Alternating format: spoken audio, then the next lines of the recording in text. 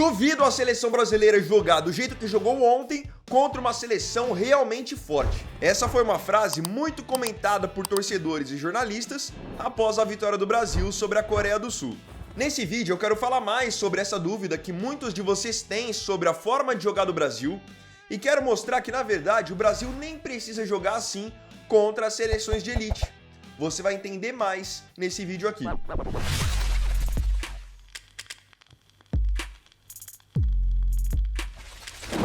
Antes, queria dizer que eu tenho um outro canal que é o Vini Weiner Bastidor, aqui no YouTube e lá no Instagram. Nesse perfil eu compartilho dicas e experiências que eu tenho de 10 anos criando conteúdo para a internet para ajudar você que também quer criar os seus conteúdos e, claro, monetizar com isso. Teve conteúdo por lá ontem falando sobre vergonha de gravar vídeos, como você pode perder a vergonha, e eu vou deixar o link depois do vídeo aqui na descrição.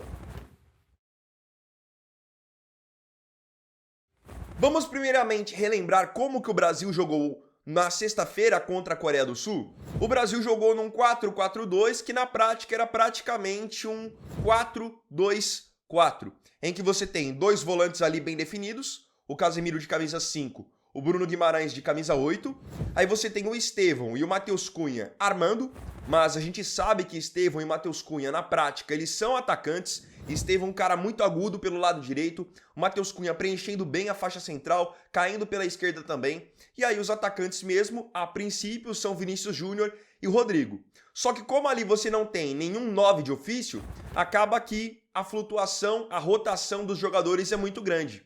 Tanto que no jogo contra a Coreia nós vimos por vários momentos o Rodrigo saindo da área para armar, o Vini saindo da área para armar também, e quem chegava lá para finalizar dentro da área era o Estevão, como aconteceu no caso do primeiro gol. Quem chegava na área para finalizar, para fazer um cruzamento, era o Matheus Cunha.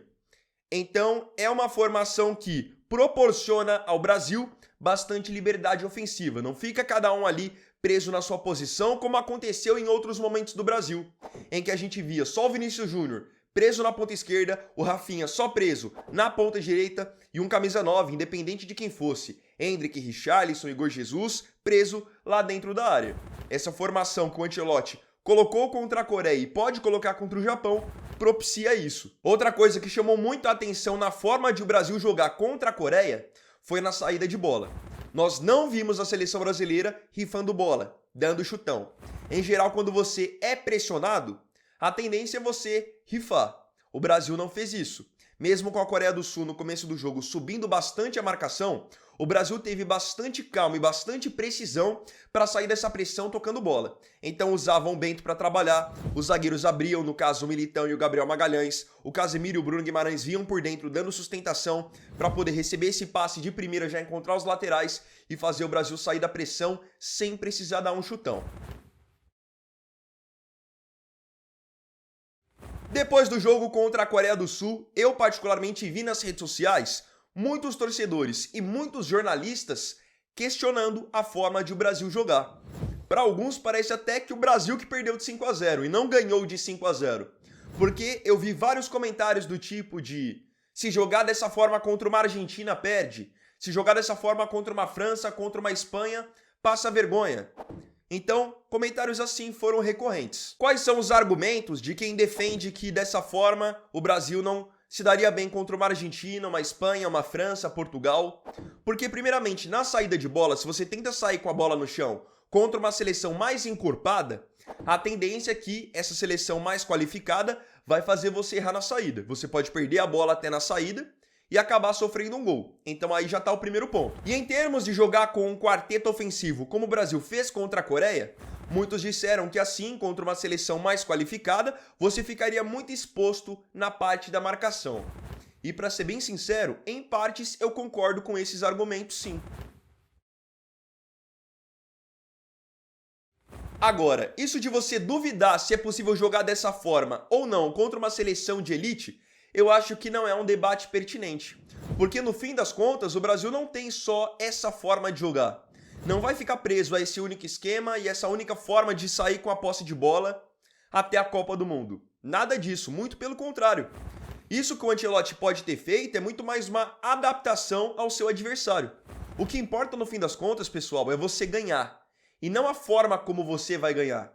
Se na Copa do Mundo o Brasil jogar na retranca todos os jogos e for campeão, você vai reclamar? Claro que não. O que importa no fim é a vitória. E é, no fim das contas, a vitória que vai validar a sua estratégia. Se joga dessa maneira contra a Coreia e perde, era uma péssima estratégia. Como ganhou, está recebendo vários elogios. Então qual é o ponto? Contra uma seleção mais qualificada, imaginem aí o Brasil jogando contra uma Espanha, contra uma França, contra uma Argentina. Não necessariamente precisa jogar dessa forma. Você pode muito bem montar um time mais ofensivo contra uma seleção mais frágil e contra uma seleção de mais nível, de mais qualidade, você pega e você reforça um pouquinho a marcação no meio campo. Isso é absolutamente natural e não é vergonha nenhuma. Você está se adaptando ao seu adversário. O que você tem que levar por muitas vezes em consideração são as peças que você tem. Você tem recurso para fazer esse tipo de adaptação ou você tem só uma forma de jogar? Por que eu tô falando isso? Porque o Brasil hoje, a gente sabe que nós não temos tantos meio-campistas de elite à disposição. O que nós temos de forte mesmo são esses jogadores que jogam na frente, que têm velocidade, que têm qualidade individual. E o Ancelotti está fazendo uma adaptação. Eu posso citar outras seleções de exemplo para vocês entenderem exatamente o que eu tô falando. Eu tô colocando aí na tela a escalação da seleção francesa em jogo contra o Azerbaijão pelas eliminatórias. Como vocês podem ver aqui no SofaScore, a princípio parece um 4-4-2. Mas e se eu te disser que aqui a França está jogando da mesma forma que o Brasil jogou contra a Coreia? Porque aqui o Olise, que está bem aberto pela direita, e o Coman, que está bem aberto pela esquerda, eles não são meio-campistas. O Coman é um atacante agudo mesmo de lado de campo, e o Olise no Bayern de Munique também, ele é um beirada. Então meio-campistas mesmo aqui nessa formação são apenas o Thuram e o Rabiot. E aí você tem um quarteto ofensivo com o Coman aberto pela esquerda, o Olise aberto pela direita e mais à frente o Ekitike e o Mbappé, que aqui seriam basicamente o que fizeram contra a Coreia o Vinícius Júnior e o Rodrigo. Agora essa outra escalação aqui é também da França em jogo contra a Espanha pela Liga das Nações. Estamos falando então de um jogo muito difícil entre França e Espanha e podem ver que mesmo assim a França jogou do mesmo jeito. Aqui a disposição da escalação está no 4-2-3-1. Mas na prática é também um 4-2-4. O Olise está aqui como um articulador, mas já falei que ele é um atacante, ele é um beirada. O Dembélé está aberto pela ponta, ele é um atacante também. O Doué está aberto pela ponta, é outro atacante. E o Mbappé no comando do ataque. Então aqui, os meio-campistas mesmo são Koné e Rabiot. Tudo isso porque a França também não tem uma grande safra de meio-campistas. Então o que eles fazem? Exploram o que eles têm de melhor, que são exatamente esses atacantes agudos e de velocidade. Agora eu tô colocando aí na tela a escalação da seleção de Portugal na última data FIFA contra a Hungria. A disposição do time é um 4-2-3-1, mas na prática é um 4-4-2 realmente com meio-campistas. E o porquê disso? Porque aqui no caso o Portugal tem mais opções de meio-campo para realmente ter esses jogadores no setor. Você pega aqui o Vitinha, o João Neves, o Bruno Fernandes e o Bernardo Silva, eles são meio-campistas de origem mesmo. E os atacantes aqui na escalação são o Pedro Neto e o Cristiano Ronaldo. Agora olhem essa outra escalação de Portugal na final da Liga das Nações contra a Espanha. Aqui eles mudaram a disposição e estão jogando contra uma seleção mais forte, até com um time, em tese, mais ofensivo.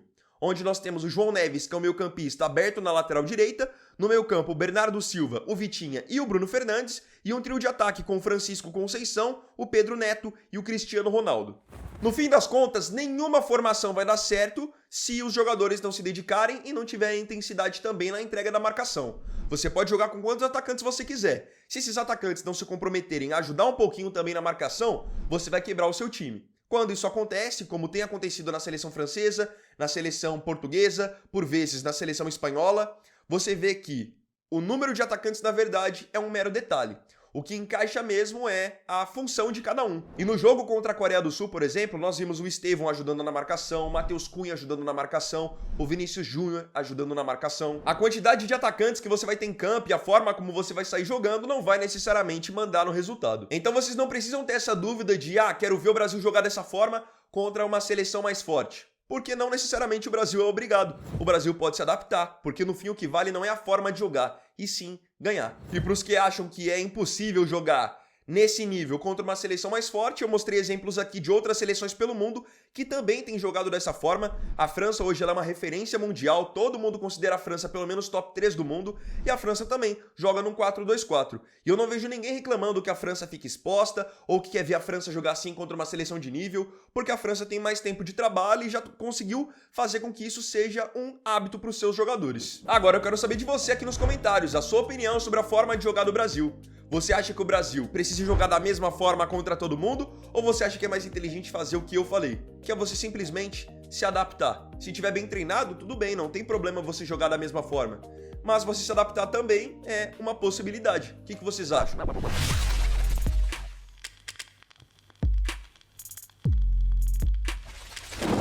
Então comentem suas opiniões aqui nos comentários, tá bom?